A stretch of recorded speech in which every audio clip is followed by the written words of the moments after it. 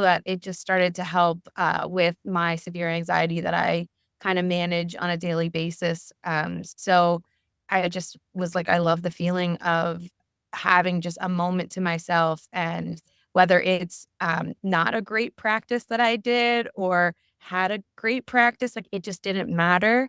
And that was the first time in my life where I could do something that wasn't judged on my performance. And I had never experienced that ever in my life being an athlete.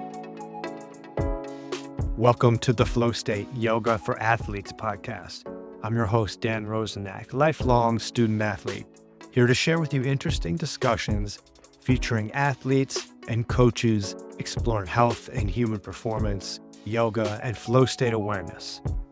I hope this show helps us all access our highest potential. Thank you and enjoy the journey.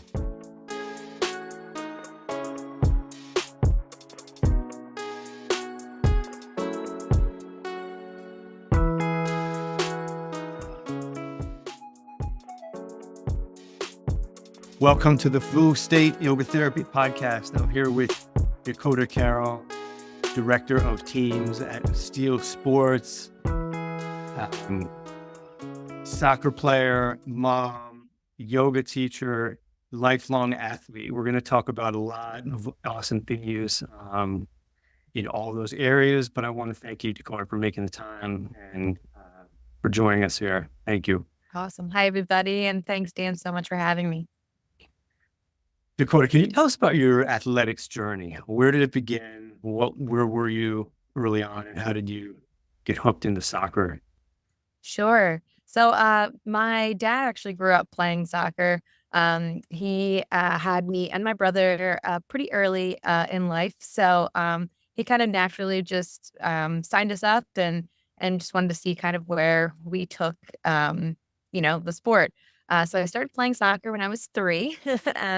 And absolutely loved it. But not until I was around like 8 years old. I was like, wait, I kind of like this sport. And so it's just been one of those things where I've definitely just like friendships have been built, experiences have been made, memories have been made. And so it started out just being a sport and it turned into my career, and my life, which is amazing. And tell us more about what you do now at Steel Sports. Sure. So I'm the teams director at Steel. We are a national soccer club.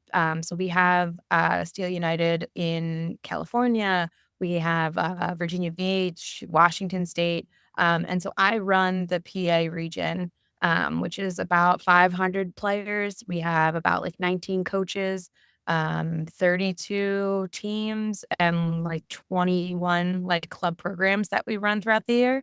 And so we start from very little with our developmental program, which is around like 5-year-olds.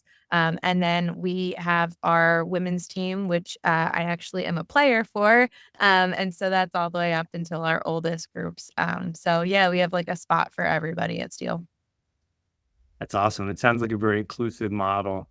Yeah, that's definitely what like drew me to Steel. I've been a part of all the clubs in the area, whether it's playing or coaching, and Steel definitely kind of sets themselves apart a little bit where we look at like the whole kid, not just the soccer player. So we want to like develop them with life skills. We're really big into social impact and helping communities and, tying in the like mental health aspect, as well as, making sure they can keep up on a soccer field as well.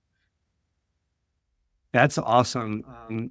Can you talk more about how you look at that whole kid? What's that approach like, and how does the yoga tie into that? And I want to talk more about your yoga experience too. Sure. Yeah. So I think the first thing is, looking at them as, they're all children and different learning stages in their life. Soccer is just like a vehicle where we can teach them life skills through the sport. So, we really try to make sure that we are building relationships with families, really understanding the kid and their learning approaches, and making sure that we're just like doing the best we can as coaches to constantly continue our education. We support each other. We've got a ton of opportunities for coaches, just to keep learning how to be the best for our players. And one aspect is, the recovery and injury prevention.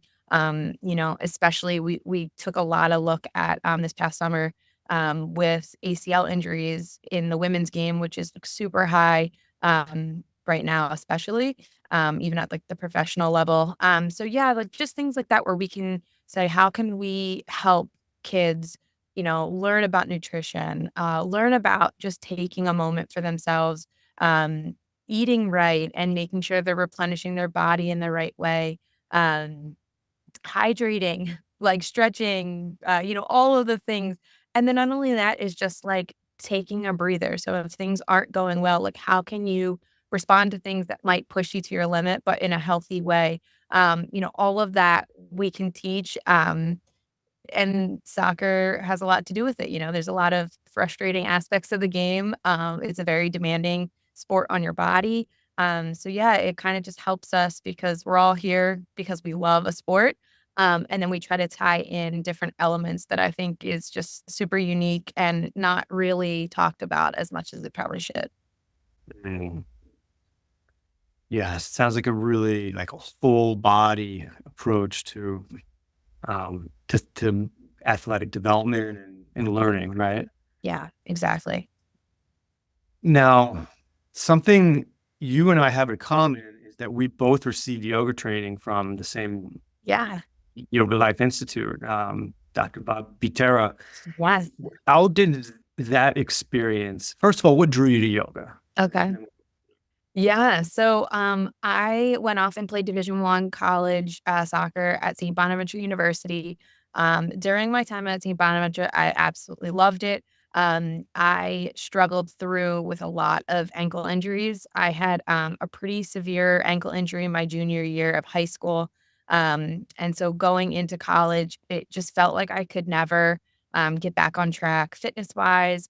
My body just felt like it was constantly breaking down. I have in my lifetime 3 ankle surgeries on the same ankle, which, it's been a long road, and definitely a life-changing experience, given, soccer is like all I've known for my whole life. So going into college was pretty rough, trying to navigate just like my emotions around, seeing your career unfold differently than you had pictured.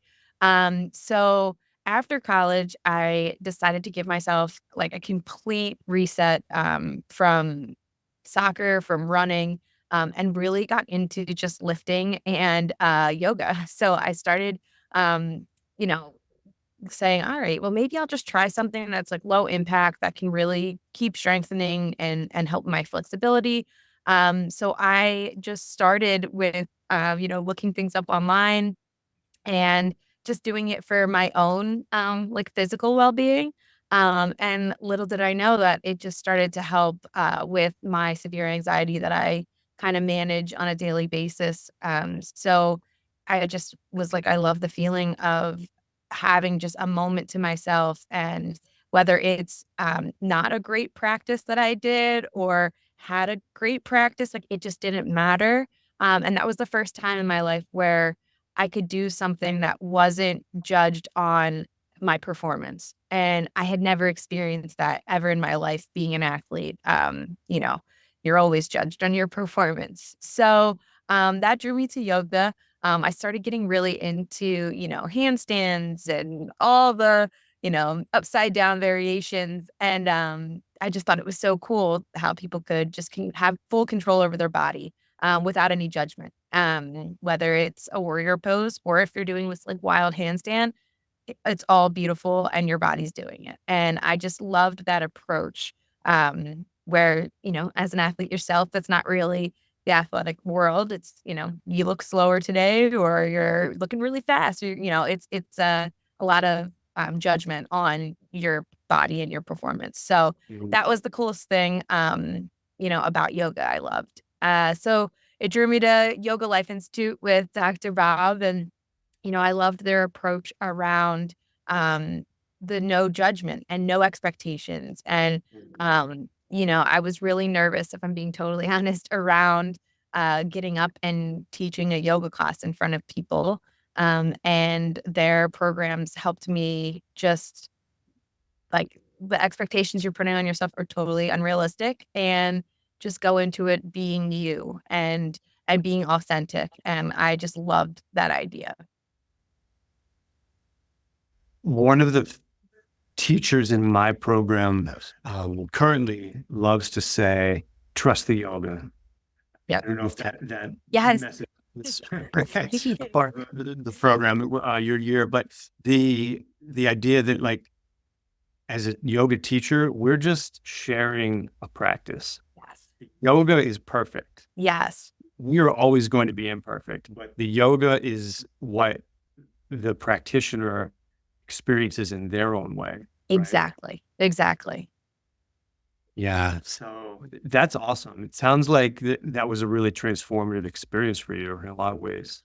It was, it was scary because I was like, what am I doing? I've been an athlete my whole life, and now I'm like not running anymore. And I did eventually get back to playing and running and stuff, but I just needed a moment. I needed a moment in my life to reset and, mentally, that's when I started to realize my mental health like needed some support as well. And so yeah, I needed the time, and it was, probably the best thing I've ever done for myself.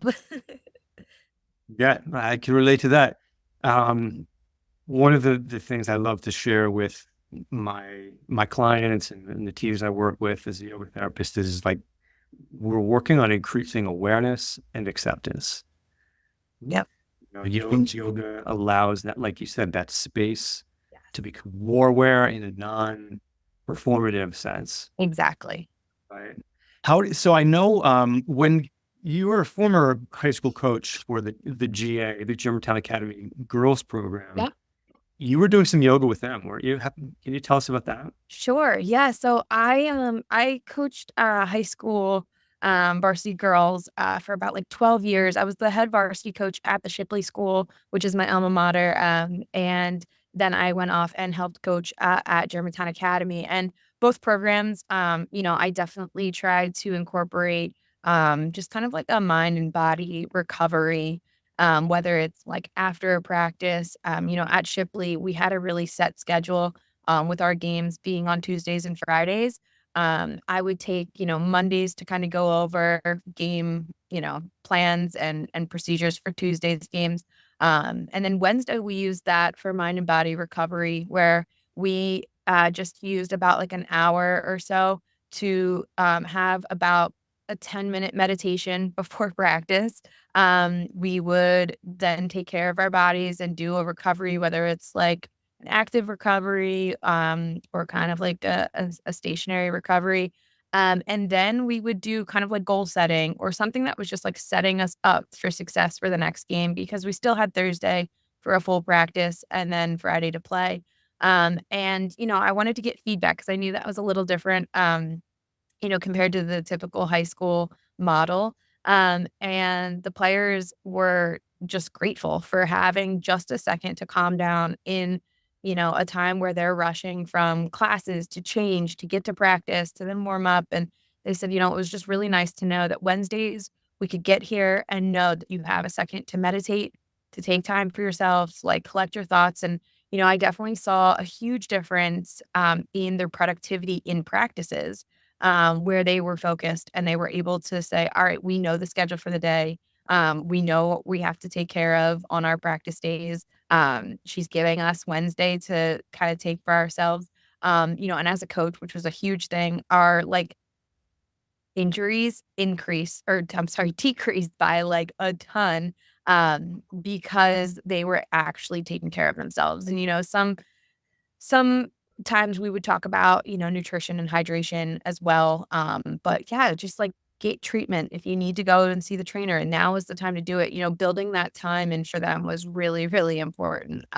So I saw great benefits. And then at GA, I carried it over. Anytime, players would need something like, how do I stretch this? Or what, I was always their like go-to person. And, you can also kind of tell when things are starting to become an issue and not necessarily just something they have to stretch.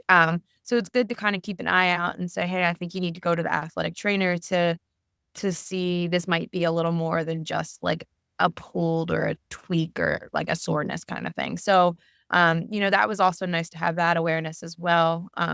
Just to keep the players safe and on the field is what the main goal is.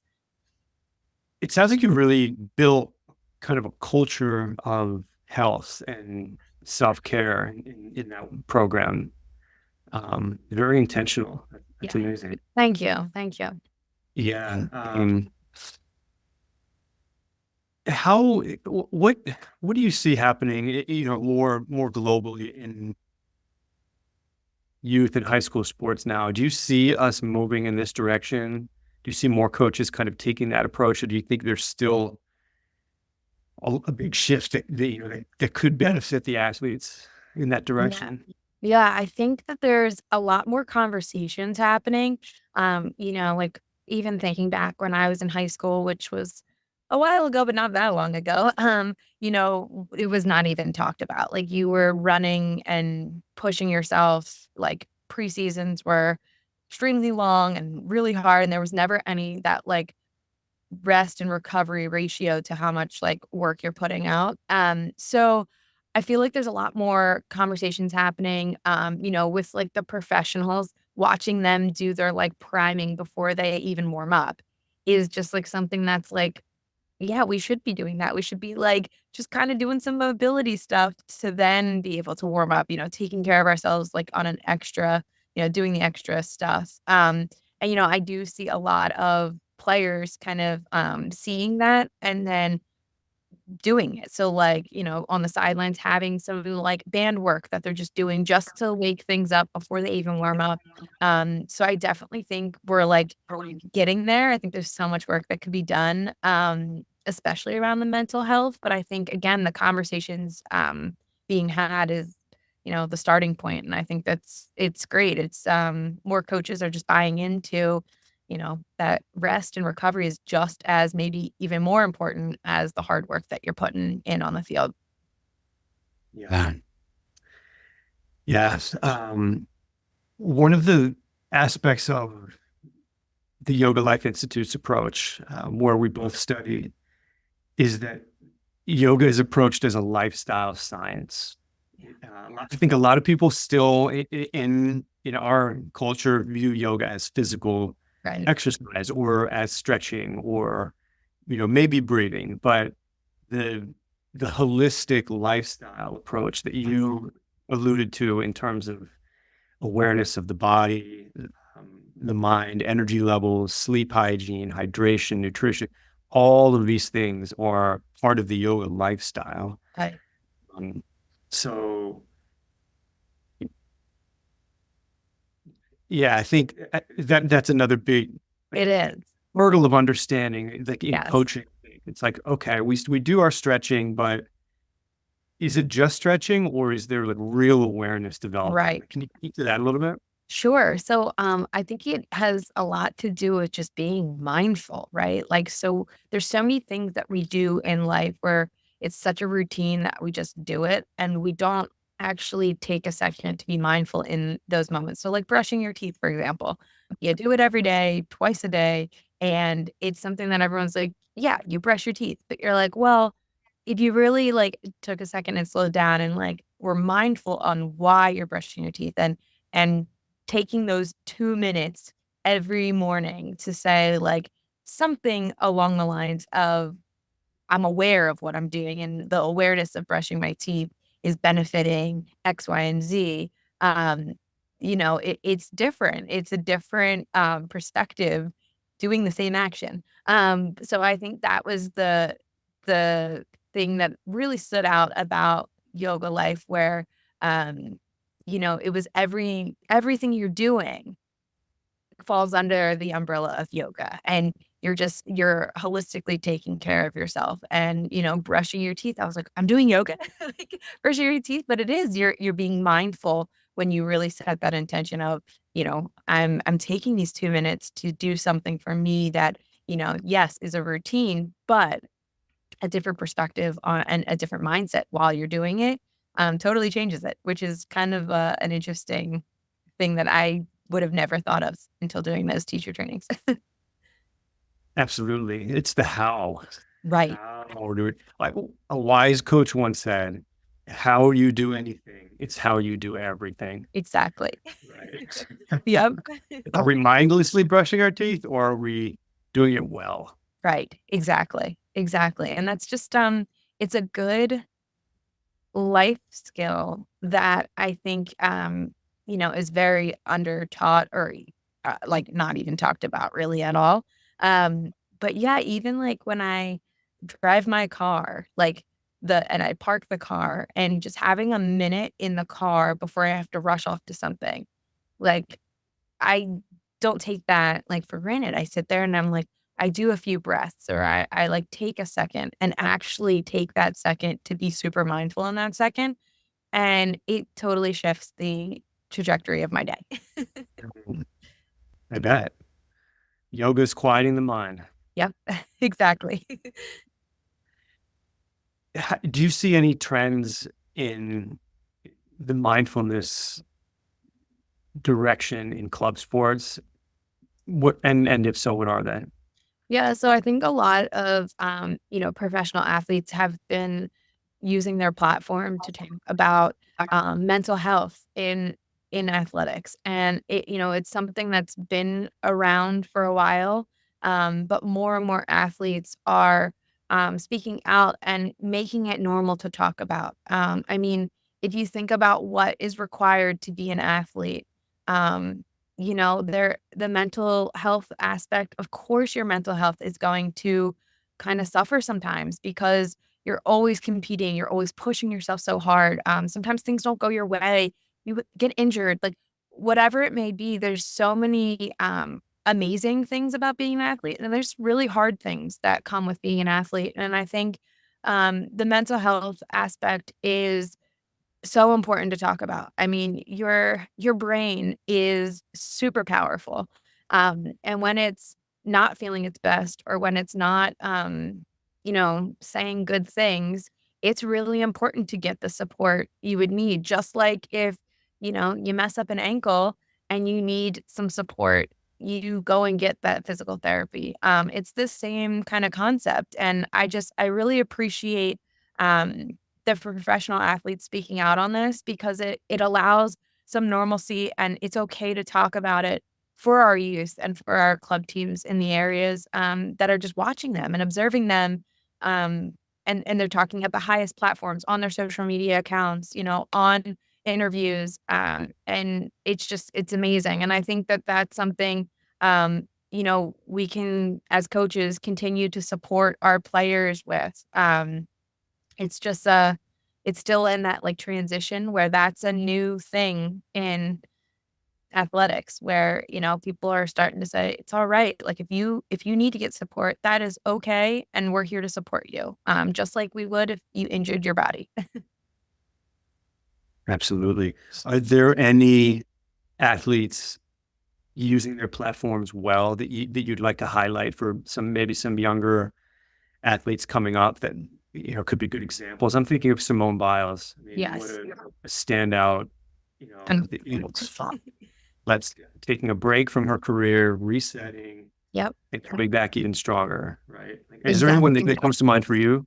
Yeah, so, 2 actually, and they're women soccer players. So Naomi Girma, who is the starting center back, for the US women's national team, which, the Olympics are happening now, so you can catch her in action.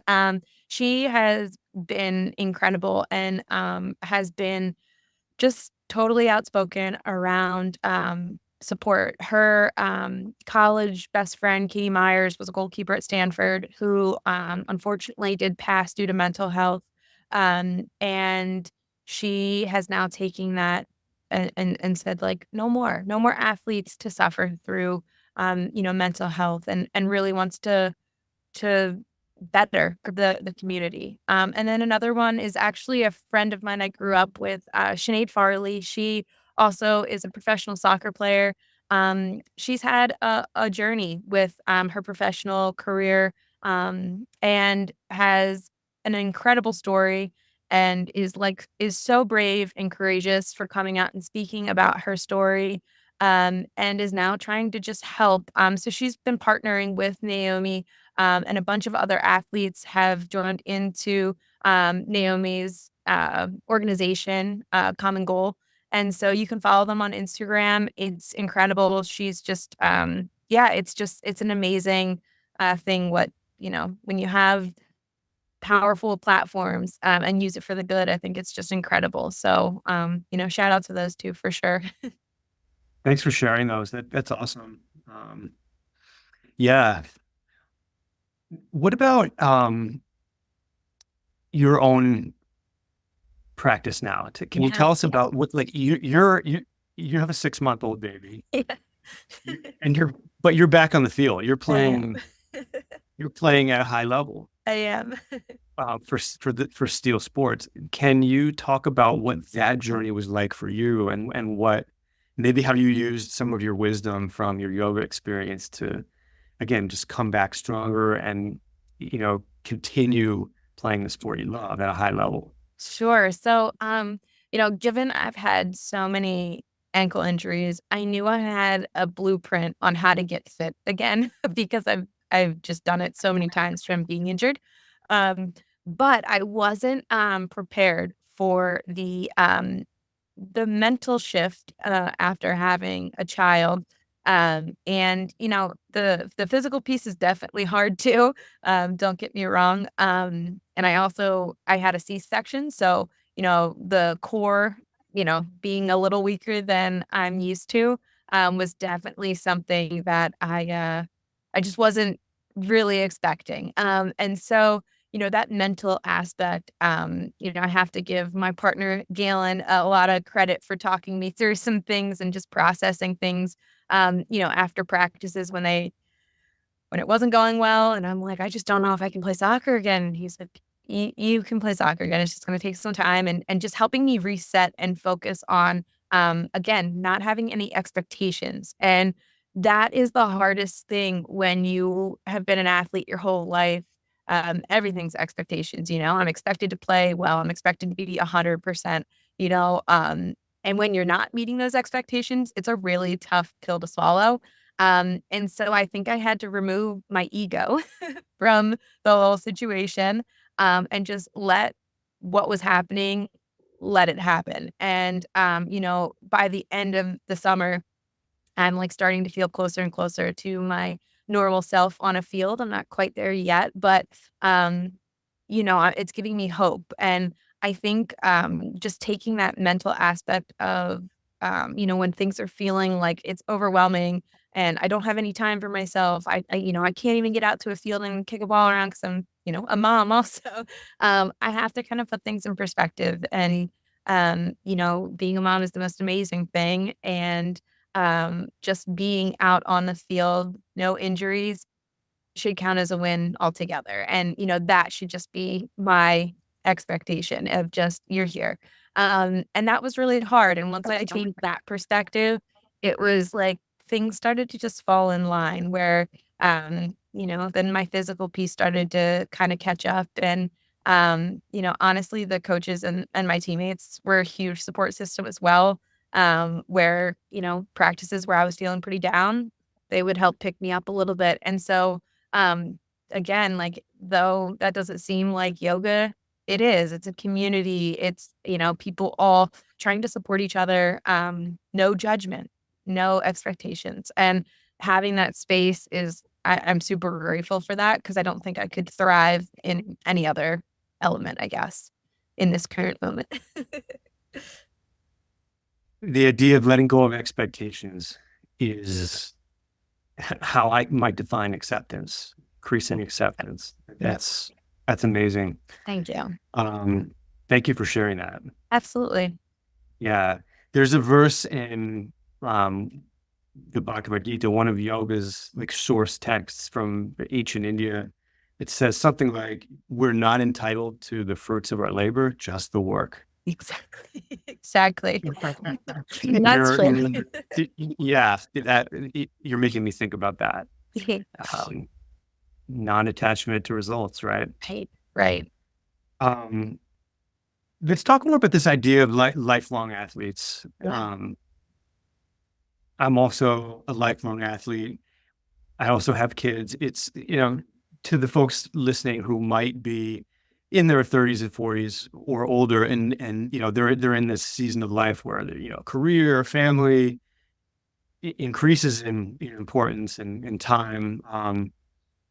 Can you talk about the value of staying active and staying involved in that kind of shared community around a passion, whether it's a sport, whether it's a walking group, whether it's a swim club, or playing high level soccer in your case. Can you talk about just how the value of that? Sure. Yeah, Yeah. and I can speak on, your 30s. Your 30s are such an interesting time in life where you definitely feel older than you were in your 20s, but you still feel like, I don't feel like I'm ready to give things up, physically. And you start to plan for families maybe, or you start to like have other priorities. And it's definitely a transition time.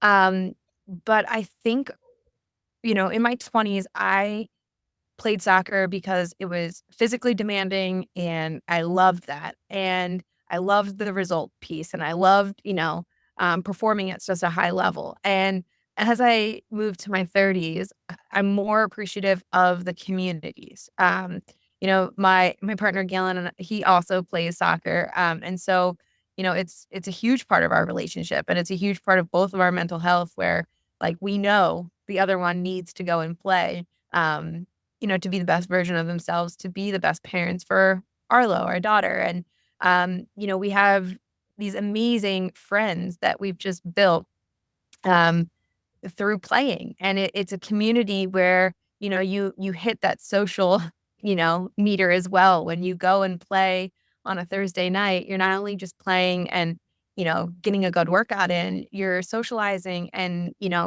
creating relationships, lifelong friendships that, you just really cherish. And I think that's something that, when I go for Thursday night, yeah, I want to win because I'm still pretty competitive. But at the end of the day, I'm just like so grateful for one, being able to play still, and two, being with these awesome people who are also just, trying to make it every day with their work schedules, their friends, families, and just all kind of being there to support each other. I think it's amazing. And so it shifts your mindset a bit. And I just think that, no matter what it is, community is just so amazing. And, now having a daughter, it's been one of those things where I just am even more grateful for friends, family.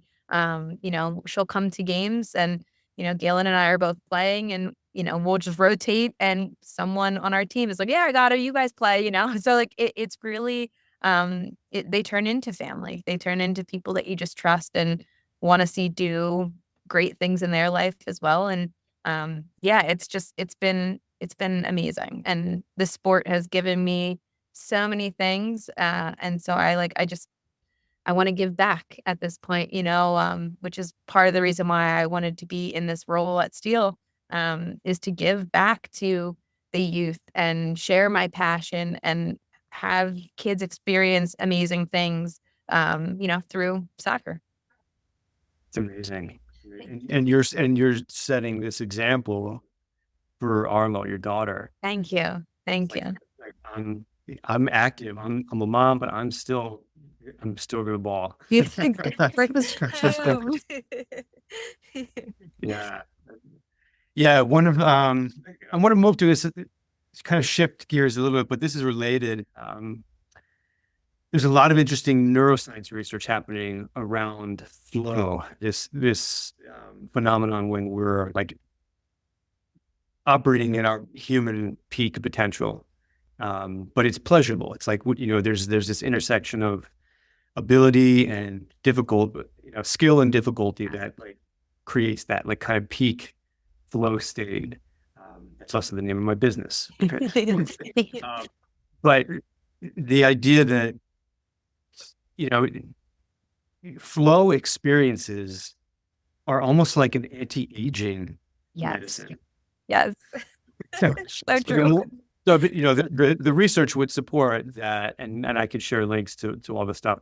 The more we put ourselves in these kind of immersive flow state experiences, whether it's playing soccer, whether it's jujitsu, whatever you do, skateboarding, um, there's a lot of evidence that shows like these kinds of immersive mind body experiences defy aging. Do you think about that? Do you think about like the longevity piece of sport? Totally. And I have my parents to thank for that. My parents are in great shape, not just like super fit people, but like they take care of themselves. They eat really well. They make sure that, they're doing something active, whether it's like a workout or a walk or walking the dogs, like whatever it may be. They're super active. So I feel like it's been kind of ingrained in me for a while, and I never really appreciated it until I become older myself.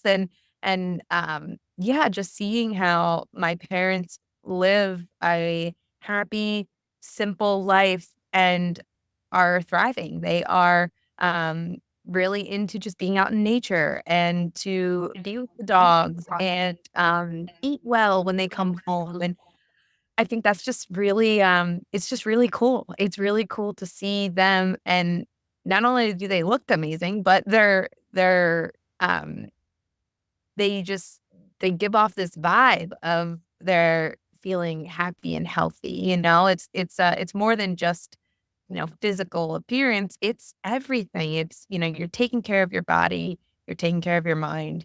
Um, I think so many people get caught up on I have to keep working out, so I look a certain way. But I think it's more than that. There's a lot of important aspects of keeping moving, and whether it's swimming, whether it's just walking, whatever that movement is, it all counts. Sounds like contentment. Exactly. Yeah. One of the ethical precepts of yoga is santosha, this idea of just contentment, Exactly. Exactly. simple lifestyle. Yeah. Are your parents yogis? They're not actually. I mean, they've come to some, well, I guess maybe they are, talking about yoga being this holistic thing. I don't think either one of them would ever, like claim to be a yogi, but, they've come to yoga classes with me. But yeah, they do embody a lot of, part of our teacher training, and thinking about the holistic part of life. I think, that's, yeah, I think everybody's got the inner yogi in them somewhere, right? I think that's true. I think that's true. Yeah. Yeah. Because I think in our culture, we think a lot about like external appearances, right? We want to look Right. fit, want to look strong, or, look a certain way. Or we want results. We want like Right. output on the field or the mat or the court or the pool. It's like, how fast am I? Like, I'm in my 40s. I'm not as fast as I was in college, but Right. it's so there's like a results orientation. But Yes. you're highlighting or illustrating a great example of your parents. How old are your parents? Are they We're like 52, so they're pretty young still. younger? Okay, so Yeah. they're in their 50s, but like just being healthy and content, like Yes. simple things. Yep. That's health. That's a yoga lifestyle. Exactly, exactly. And yeah, it's like we talk about it, yoga life, like the materialistic things aren't important, to them, where it's like that right there is so healthy and so environmentally healthy. And, you can learn a lot off of just kind of taking things and saying, I'm thinking about making these decisions, not only to like better myself and to make myself healthier and to clean out the clutter in my mind and maybe in my closet, but also how it impacts the world. It's how we're impacting each other. Yeah. Yeah. Relational. Mhm. Yeah. Okay. This is awesome. You're in a leadership position in the club sports world. Mhm. If you could have a universal moment of influence, what change would you make to either the club sports paradigm or to youth sports in general? If you could wave a wand and make a change, what would it be, and what do you see being the benefit of that? I think it's to remove all pressures from the children who are playing. I think, from such a young age, there's that result piece that we've been talking about. Um, that is like the most important thing. You have to play well, you have to win, you have to score goals. Um, and I just don't think that it's super healthy, especially in the youngest age groups. I think, in the youngest age groups, the most important thing is, are they having fun and loving what they're doing, and are they developing? So, like, no, no results are in there at all, really. It's just, are they having fun? Are they loving the sport?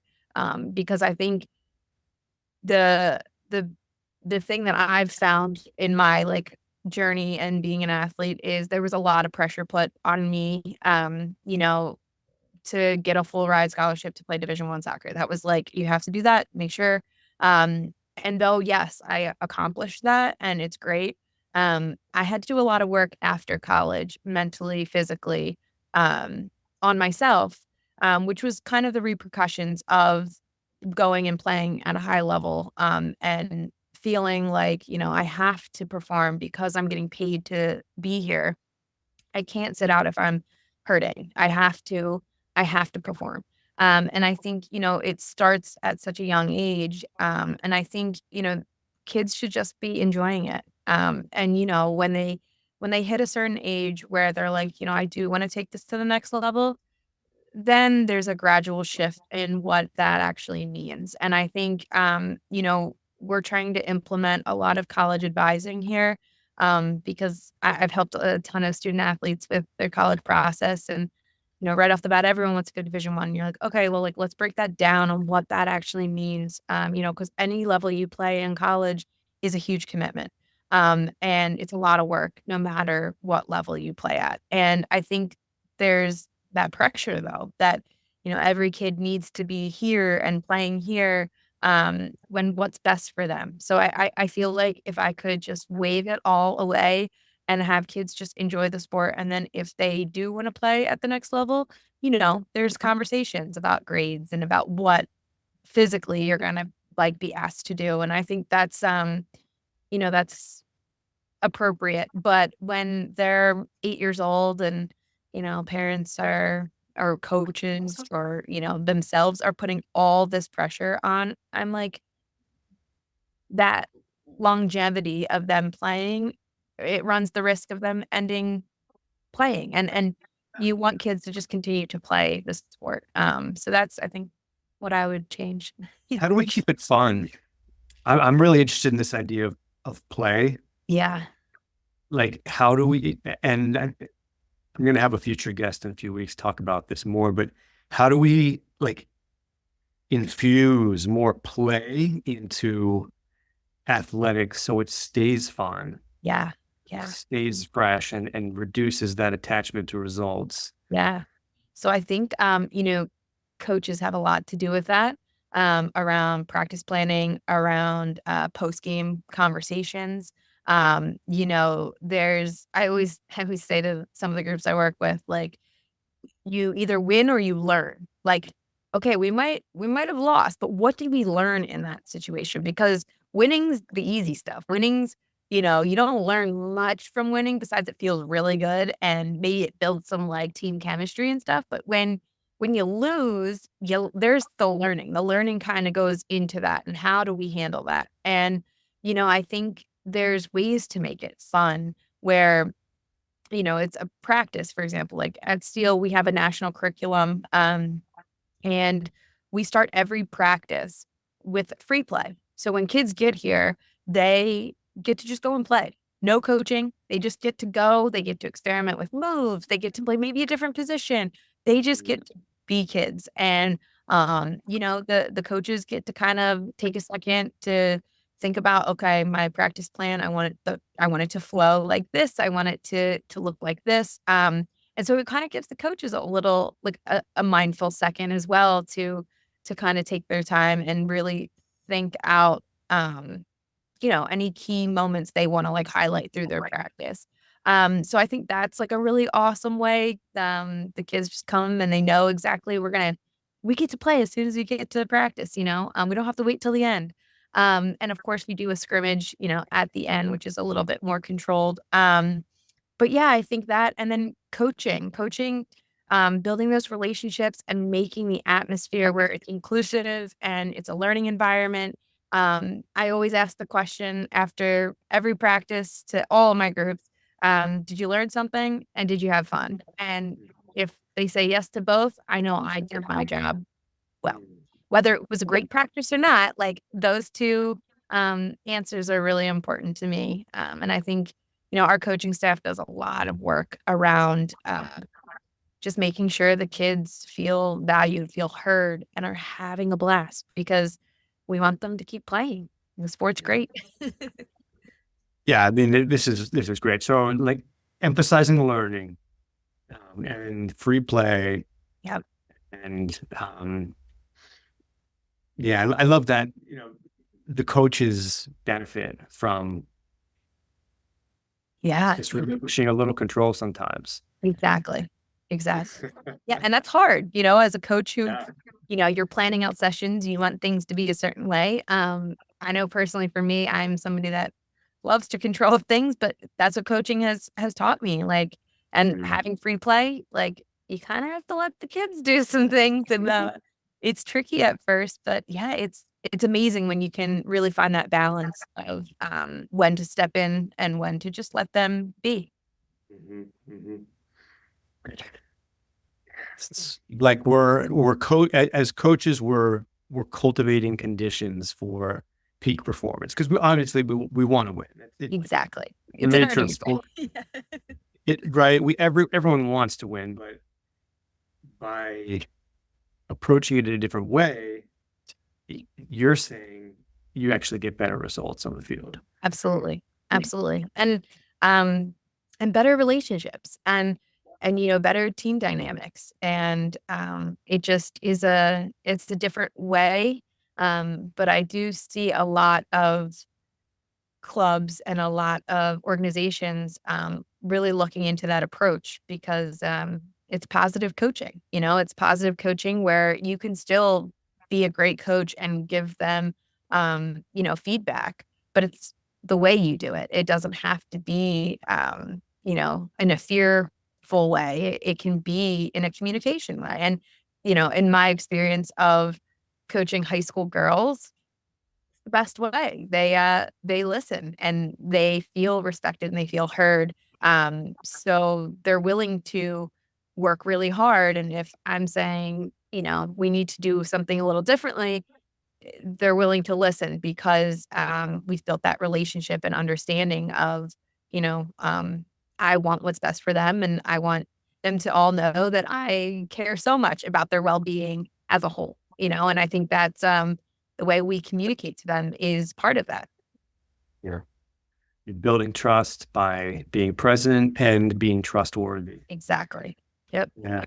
When I coached a middle school boys program here in Philly, I used to sometimes let the kids make the rules for the games. Like, okay, set up the field, set up the cones. Yep. You guys can pick the teams. How should we do this? Like, and it's like giving that sense of control empowers the players, Exactly. empowers the students, and they can be themselves a little more. Yeah. Yeah. And I think, Thanks. it's so important to give them a piece of it because it's their experience.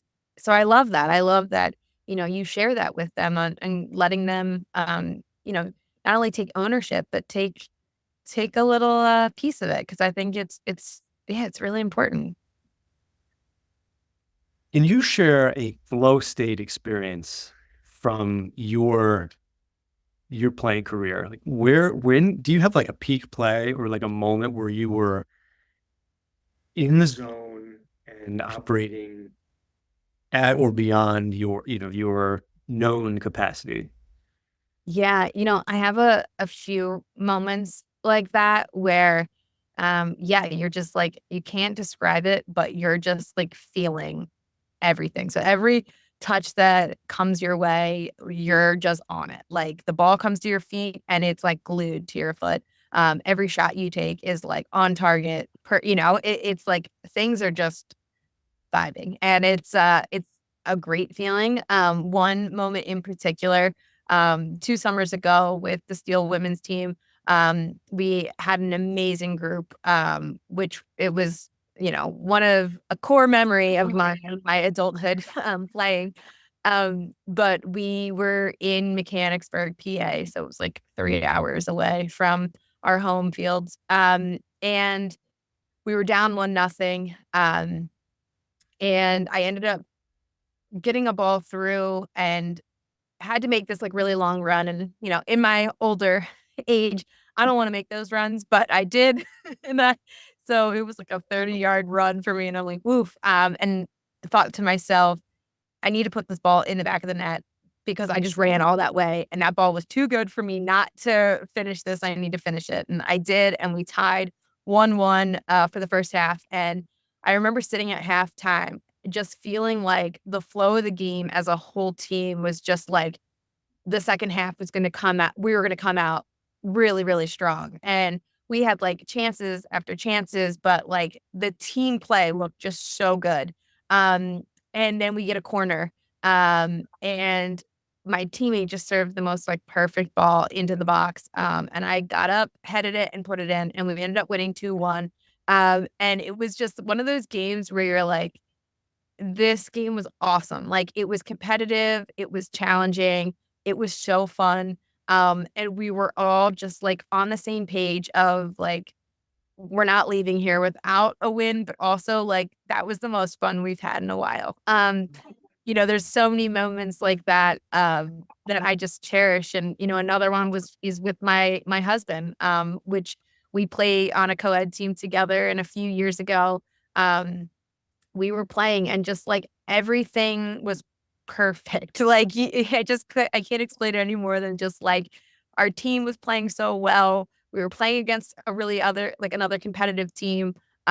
We ended up winning, which is great, but I don't even know what the score was, but the flow of the game was just amazing. It was, people were flicking things on and volleying and doing things that you're like, whoa, like this is awesome. So, those moments are just what I just love about the sport. It's I always say my favorite thing about after playing soccer is not only is my body exhausted, but my mind's exhausted from thinking the game through. And it's just like, yeah, that flow state of just being in it and nothing else is interrupting it, which is the best. Right. That's beautiful. I love Thank you. that. Thank you. What do the Brazilians call that flow state on the field? There's like a name in Portuguese for. So the saying for a while is Jogo Bonito, which means play beautiful. Yeah. And it's like a tiki taka kind of, Yeah. style of play. And yeah, it is. It's if you play beautifully, and my dad used to say it to me before every game, just play beautiful. And that also kind of takes the pressure a little off of things where it's like, just go out and play this like beautiful game that's loved by so many people in the world. It's like almost like a common language that we all are in. And I love it. It's one of the greatest games. I agree. I Thank you. recently, I actually started playing pickup men's soccer again. Oh, nice. I was a high school soccer player. I didn't play in college, just a little bit of like intramurals. But it just everything you're saying, like I totally connect with just the community. I bike to the field in my town, playing with my neighbors, and there's generations of family on the field Yes. together. It's super cool. And it just feels great to like you said, just get a good touch and Yep. once in a while plug one in the net when you Yeah, can. exactly. Exactly. Yeah, it's fun. It's and it's funny to hear, some people are like, "Oh, it's so boring." I'm like, "Oh, you just you got to really dive into it. I know it's like not a lot of goals happen sometimes, but it's like everything else is just beautiful on the field.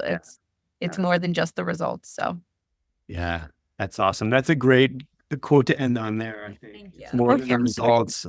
This has been a great conversation. We touched on a lot of really cool themes, youth sports, mental health, mindfulness and coaching, self-care, longevity.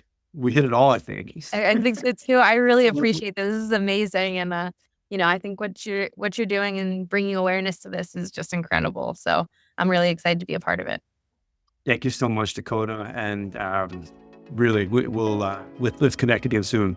That sounds great. I really appreciate it. Thanks, Dan. Thank you. I hope this show helps us all access our highest potential. You can learn more about my work as a yoga therapist at flowstateyogatherapy.com or on social media at flowstateyogatherapy. You can also email me at flowstateyogatherapy@gmail.com. I look forward to connecting with you all. I hope you find an interesting nugget in this episode. I hope you share this with a friend, and I hope you reach out to me with feedback. It is valuable. Thank you again, and enjoy the journey.